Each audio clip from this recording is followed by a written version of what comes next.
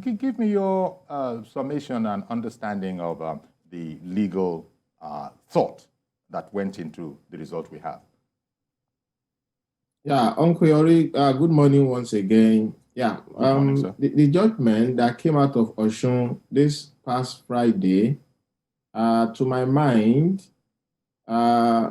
would not really, be surprising to anyone who has paid keen attention to the petition while the proceedings, was ongoing in court.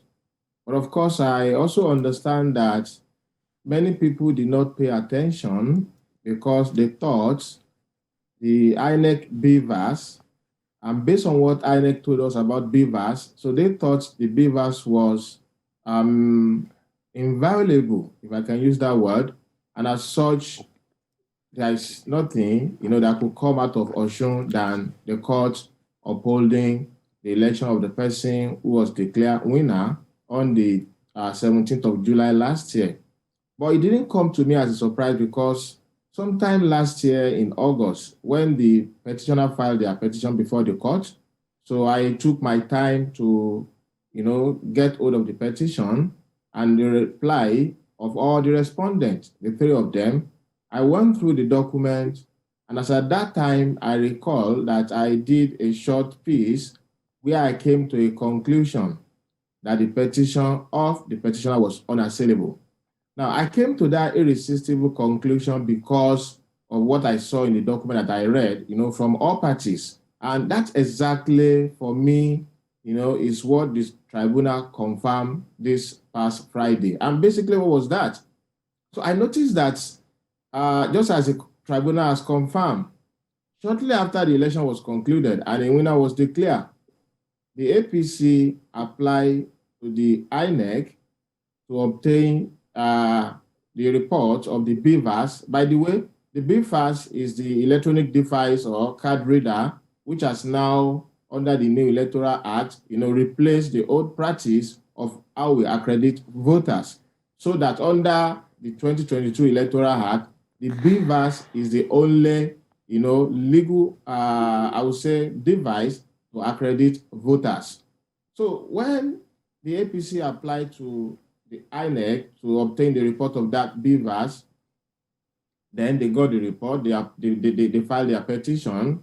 Then that was, I think, they got the report around 27th of July, if I'm not wrong.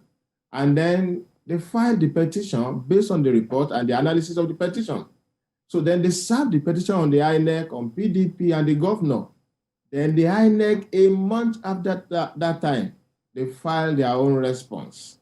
Then in this response, INEC then purports to have, concluded another BVAS report, which I think they ingeniously, or I would rather say mischievously, titled Synchronized BVAS. So when I spotted that, I actually became very curious as to what exactly that meant.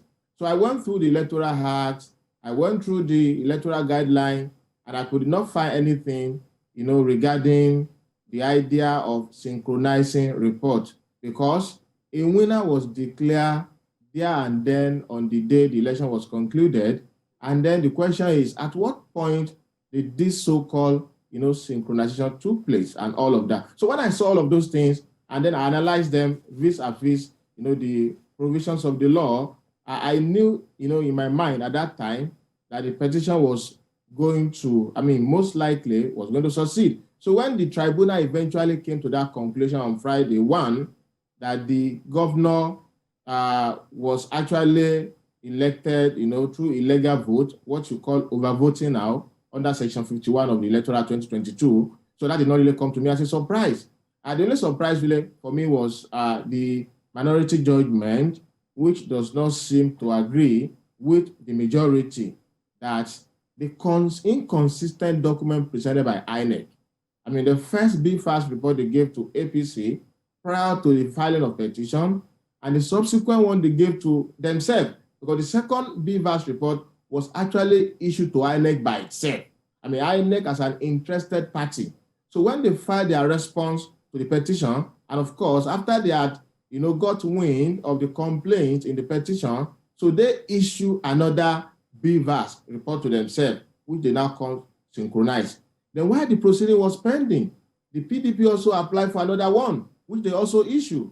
So at the long run, as at the time the tribunal was deciding the case, you had at least 3 conflicting BVAS reports over the same election conducted in the same state. And then there was a third one, which was the BVAS electronic device themselves. So the tribunal had no choice, as a matter of law, but to look at all of these conflicting documents. And in fact, that was what the majority actually decided. They said they considered the first BVAS, the second one, and all other one, and they saw that the best thing to do in the circumstances, was to resolve, this issue of conflict or issue of credibility, in favor of the first one that was issued by the first party at the time that a winner was declared, or upon which a winner was declared, and at the time that there was no dispute in contemplation or nobody has filed any. So for me, really, there are 2 takeaways from this. What has happened in Osun is a very good news. A good news because we have an important election ahead of us next month. I mean, barely 25 days today or so. So this should give INEC an opportunity to go back to the drawing board and then review this issue of synchronization and other things that has crept into our electoral jurisprudence from Osun, which is not in our legal system.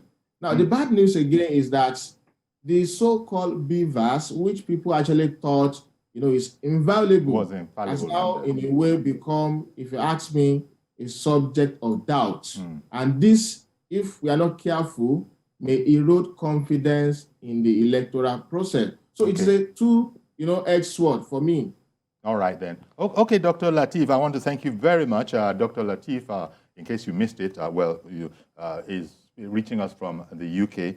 He's a senior lecturer at the University of Hull there in the UK.